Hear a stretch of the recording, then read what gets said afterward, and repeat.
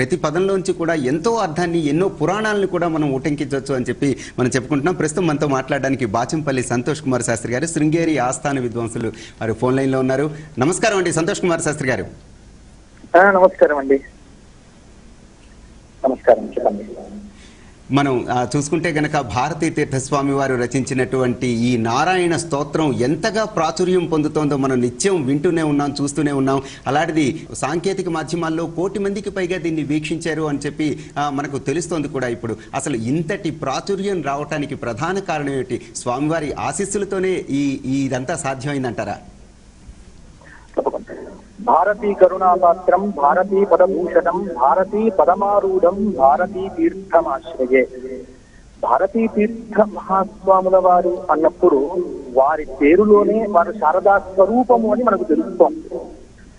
ఇంకొకటి ఏంటంటే వాటం గేయంచ కురుతే ఎంత వాగ్గేయకారక అని వాగ్గేయకారకుల యొక్క నిర్వచనం. సంగీత సాహిత్యములలో సమానమైనటువంటి ప్రజ్ఞ కలిగినటువంటి వారు ఉత్తమమైనటువంటి వాగ్గేయకారులు. ముఖ్యంగా సంస్కృతంలో రచనలను మనం పరిశీలించి చూసినట్లయితే జయదేవుడు, నారాయణ తీర్థులు, సదాశివ బ్రహ్మేంద్ర స్వాముల వారు సంస్కృత భాషలో అద్భుతమైనటువంటి రీతిలో రచనలు చేశారు. మరల అట్టి రచన వైభవం అనేటువంటిది ఎక్కడ మనం చూడవచ్చు అని చూస్తున్నప్పుడు ఈ శతాబ్దంలో అట్టి ప్రజ్ఞ, అట్టి పాండిత్యం, అట్టి అద్భుతమైనటువంటి కవిత్వం శృంగేరి జగద్గురువులు శ్రీ శ్రీ శ్రీ భారతీ తీర్థ మహాస్వాముల వారిలో మనం దర్శించవచ్చు. ముఖ్యంగా ఏంటంటే వారు ఉత్తమమైనటువంటి, ఇప్పుడు వేదాంతం చాలా మంది బోధిస్తారు. వేదాంతం బోధించడం కాదు, వేదాంతం అనేటువంటిది అనుష్ఠించడం, వేదాంతం అనేటువంటిది అనుభవించటం. అట్టి వేదాంతాన్ని అనుభవించి తురీయమైనటువంటి స్థితిలో ఉన్న బ్రహ్మజ్ఞాని ఆ అమ్మవారి యొక్క ముందు కూర్చున్నప్పుడు, ఆ నారాయణ స్వరూపం ముందు కూర్చున్నప్పుడు వారి యొక్క మనస్సులో వెలిగినటువంటి భావము అలా కవిత్వ రూపంలో అలా వచ్చినప్పుడు వచ్చేటువంటి కవిత్వమే ఈ కవిత్వము తప్ప ఇది కూర్చొని రాస్తే వచ్చేటువంటిది కాదు, చెబితే వచ్చేటువంటిది కాదు. ఇది పూర్తిగా భగవద్దత్తమైనటువంటి అపారమైనటువంటి శక్తి. ముఖ్యంగా ఇవాళ ఈ గరుడ గమన అనేటువంటిది ఎందుకు ఇంత బాగా ప్రత్యేకంగా అంటే, నేను 1994 నుంచి శృంగేరి పీఠానికి వెళ్తున్నాను. అప్పుడు విద్యార్థిగా ఉండేవాడిని. స్వామివారు చంద్రమౌళీశ్వర అభిషేకం చేసేటువంటి సమయంలో లక్ష్మీ శారద ఆ ఇద్దరు చక్కగా కూర్చొని ఆ నమక చమకాదులు అయినటువంటి ఆగినటువంటి సమయంలో అక్కడ గానం చేసేటువంటి వారు. ఆ సమయంలో శారదాంబ గీతములతో పాటు భారతీ తీర్థ మహాస్వాముల వారు రాసినటువంటి అనేకమైనటువంటి గీతములు. అయితే మన అదృష్టం ఏంటంటే ఇవాళ సామాజిక మాధ్యమాలు ఉత్తమమైనటువంటి వాటికి కూడా ఉపయోగపడతాయి అని చెప్పడంలో ఇది ఒక నిదర్శనం.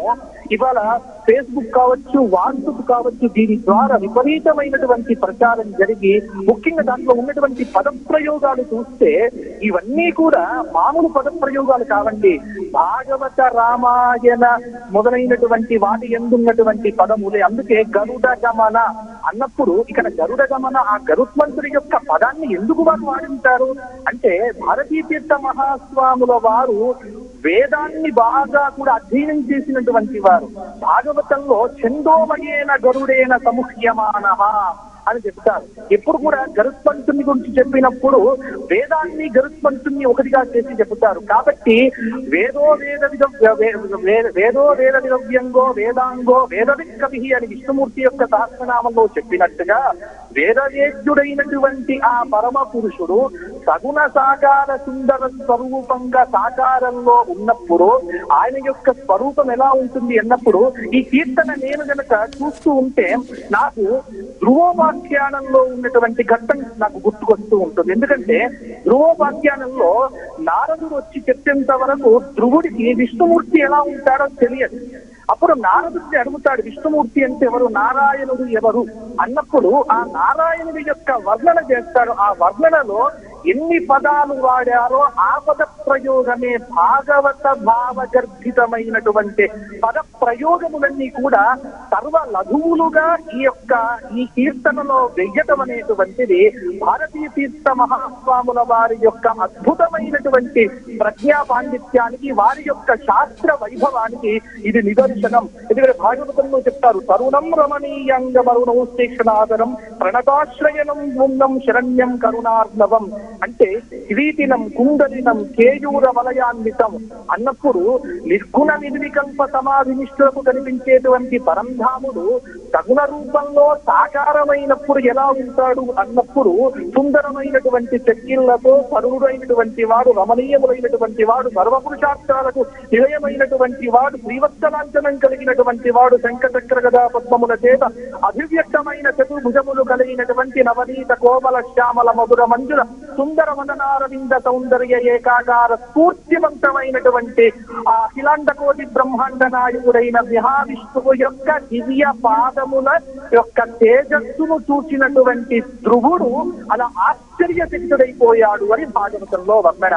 అటువంటి గరుడ గమనుడి యొక్క పదములు నా హృదయంలో శాశ్వతంగా నిలిచినప్పుడు మన తాపములేమిటి, మన పాపములేమిటి సర్వము తొలగిపోతాయి అనేటువంటి భావగర్భితమైనటువంటి భాగవత రామాయణ వేదాంతముల యొక్క సమిష్టి సార రూపంలో శారదా స్వరూపులైనటువంటి భారతీ తీర్థ మహాస్వాముల వారి యొక్క దివ్యమైన ముఖారవిందం నుంచి వచ్చినటువంటి అద్భుత కీర్తన ఈ కీర్తన గురించి నిజంగా ఈరోజు భక్తి టీవీ వారు ఈ రకమైనటువంటి కార్యక్రమాన్ని ప్రసారం చేయటం భక్తి టీవీ వారికి నా శతకోటి ధన్యవాదాలు. ఎందుకంటే శృంగేరి శారదా గీత ఆస్థాన పౌరాణికుడిగా చాలా సంతోషం కలుగుతూ ఉన్నది. ముఖ్యంగా కాలం తోనులుగా, రింగు తోనులుగా ఒక గొప్ప విషయం ఏంటంటే ఇది ఇంత ప్రచారం కావటానికి కూడా ఈ మధ్య కాలంలో కారణం ఏంటంటే విధుశేఖర భారతీ స్వామి వారు ప్రస్తుతం తెలుగు రాష్ట్రాల్లో యాత్ర చేస్తున్నారు.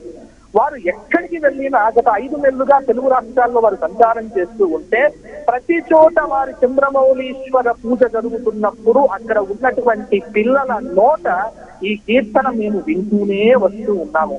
కాబట్టి ఇలా ఆ నోట ఈ నోట వెళ్ళి విశ్వవ్యాప్తమై అమెరికాలో ఉన్నటువంటి పిల్లలు మొట్టమొదట ఈ కీర్తన పాడినటువంటి వారు శారదా శ్రీలక్ష్మి.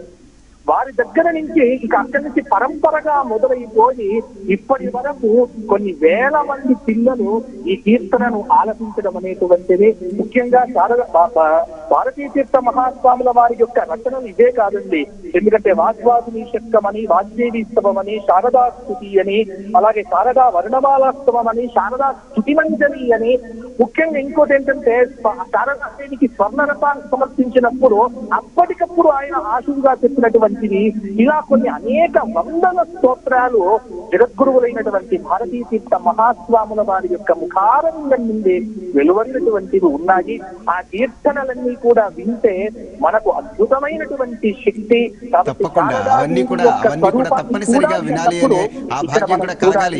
కాబట్టి చాలా ఆనందంగా ఉంది. మంచి కార్యక్రమాన్ని మీరు ప్రసారం చేస్తున్నందుకు ధన్యవాదాలు బాచంపల్లి గారు. చక్కగా నిజంగా భారతీ తీర్థ స్వామి వారి నుంచి వచ్చినటువంటి అనేకమైన ఇతర రచనలు కూడా ఉన్నాయి. వాటన్నింటినీ కూడా ప్రాచుర్యంలోనికి తీసుకురావడానికి భక్తి టీవీ సదా ప్రయత్నం చేస్తూ ఉంటుంది. అలానే మరింత మంది ఆధ్యాత్మికవేత్తలు ఈ యొక్క నారాయణ స్తుతి మీద తమ అభిప్రాయాలు వెలిబుచ్చడానికి సిద్ధంగా ఉన్నారు. వారి అభిభాషణలు నేను ఇప్పుడు విందాం. గరుడ గమన తవ చరణ కమలమిహ అనేటటువంటి కీర్తన శృంగేరి పీఠాధిపతులు శ్రీ శ్రీ శ్రీ భారతీ తీర్థ మహాస్వామి వారి కంఠం నుండి వెలువడడం జరిగింది. కోటాను కోట్ల మందిని అది అలరించింది కూడాను. ఒక్క సోషల్ మీడియాలోనే 1 కోటికి పైగా దానిని వీక్షించారు అంటే ఇంకా ప్రత్యక్షంగా ఆనందించిన వాళ్ళు ఎంతమందో. పాడిన వాళ్ళు, దానికి చక్కగా నృత్యం చేసినటువంటి పిల్లలు ఎంతోమంది ఉన్నారు. కారణం ఏమిటి అంటే తమ తపశ్శక్తినంతా అక్షరాల రూపంలో జనులకి అందించటం అన్నది ఋషులు చేసినటువంటి పని. అందువల్లే ఇతరులు రచించినటువంటి, సామాన్య మానవులు రచించినటువంటి కీర్తనల కన్నా తపస్సు చేసినటువంటి వారు రచించినటువంటి కీర్తనలు ఎక్కువ మంది చేత ఆదరించబడుతూ ఉంటాయి.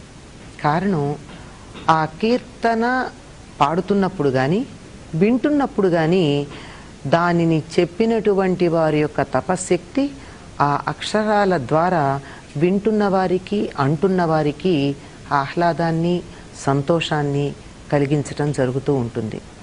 ఇందులో అన్నీ కూడా ప్రతి చరణంలోనూ 1-2 తప్ప మిగిలినవన్నీ లఘువులుగానే ఉండి ఆ చరణ కమలాలు ఏ విధంగా నడుస్తూ ఉన్నాయో అలాగే గరుత్మంతుడు ఏ విధంగా ఎగిరి మన దగ్గరికి వస్తూ ఉంటాడో ఆ భావనని కలిగించేట్టుగా ఉంటాయి. అందులో అడిగింది ఏమిటి? తాపమపాకురు పాపమపాకురు అని 2 కోరికలు కోరారు అంతే, అంతకన్నా ఇంకేం లేదు.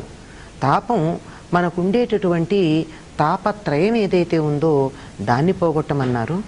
తెలిసి తెలియక మనం ఎన్నో పనులు చేస్తూనే ఉంటాం. వాటి వల్ల ఎవరికో ఒకరికి చిన్న ఇబ్బంది కలుగుతూనే ఉంటుంది. దానివల్ల పాపం మనకి చుట్టుకుంటూ ఉంటుంది. తెలిసి చేయకపోయినా తెలియకుండా జరిగినటువంటి పాపాలను కూడా పోగొట్టమని ప్రార్థించారు. ఇంతకన్నా గొప్ప ప్రార్థన ఏముంటుంది?